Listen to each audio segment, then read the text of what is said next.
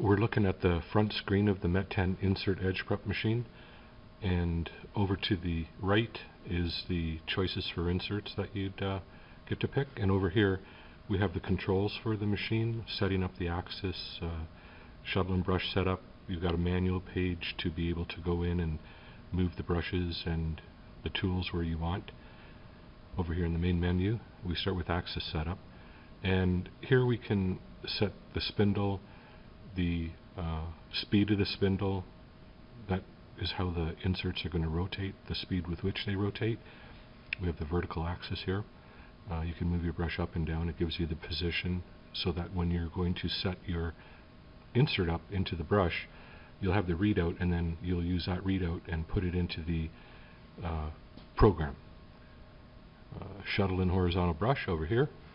Again, speeds, shuttle and jog, forward, backward, move shuttle to load, move shuttle to work. You've got the envelopes with which you can set where that shuttle is going to go. Shuttle home. Here you set the brush in the center, and you can go to the left and to the right, or you can have both positions go over to the right or left of center. And what that basically does is oscillate the brush to help minimize the wear. You've got your brush home position here. Over here, the manual, as I said before, you're able to use this page here to pretty well get the inserts anywhere that you want to go in the brush. So it makes it very easy to go, from one point to the other. Gives you lots of control. Over here it shows you the history. You can see that there's not many parts on this machine because it's brand new. Usually in testing we'll go through about 250 cycles. Okay, and you've got your I/O over here, and we use this basically for troubleshooting. So if there was a problem out in the field, we would ask you to go to this screen. We would work back from it and look at our electrical drawings and try and determine exactly where the problem is. Here you get the shuttle and brush I/O input. Now I'm going to focus now on the variety of inserts that can be done. I'm going to start with the round tool, and over here you can see you've got your brush speed, the spindle speed, number of rotations. You want it to go clockwise or counterclockwise. Brush oscillation is set right now to 50 thou to go back and forth. And you've got your shuttle position right here. And what this is indicating is, up here we've got, let's see, where are we? In the round tool setup, if I come down to here, just work my way down, keep going down, and I'm going to use this recipe here. And now you can see that the shuttle position and the brush height has changed.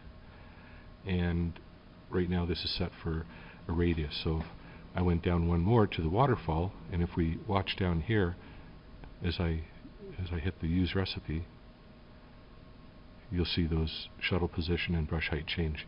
And for that insert, it would be the round insert, and it would be a radius setting or a waterfall setting. And you can pretty well see just from the menu where we've got the 35 degree, 55 degree, they're all set for radius and waterfall. Now of course the type of insert that you're using, the chip breaker, whether it's a positive or negative insert, even all the way to the coating that may or may not be on it, it's going to determine where exactly you want your radius or waterfall.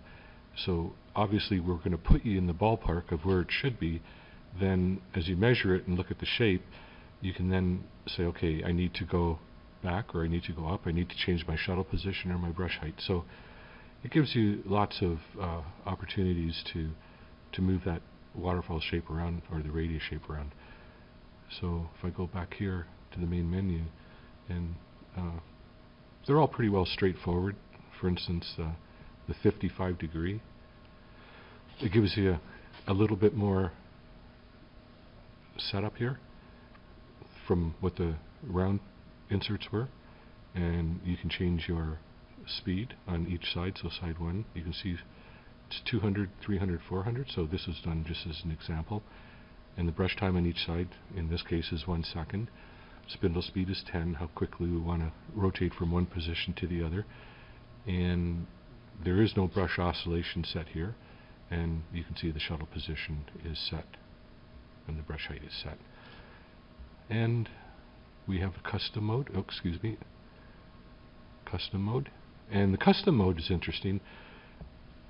You can go up to 10 sides and you tell it how many degrees. So in this case, I only want to rotate 180 degrees, and I've got 10 sides, so that's 18 degrees it's going to rotate per side. And brush time each side, they've got 2 seconds here, and of course you've got your shuttle and brush height here.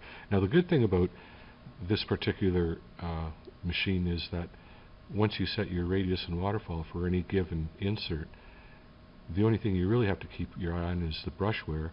Other than that, if you keep the brush aside just for one particular job, you can pretty well just put the brushes on, the brush pack, whatever you're using, call up the recipe, and it's going to go, whether it's radius or waterfall or whatever you've decided you want in that insert, it's going to go right there, same as the last time. And if your brush is still relatively in good shape, which it should be because you've set that brush aside just for that job, you're pretty well going to hit size the first time. And of course, as always, measure, measure, measure.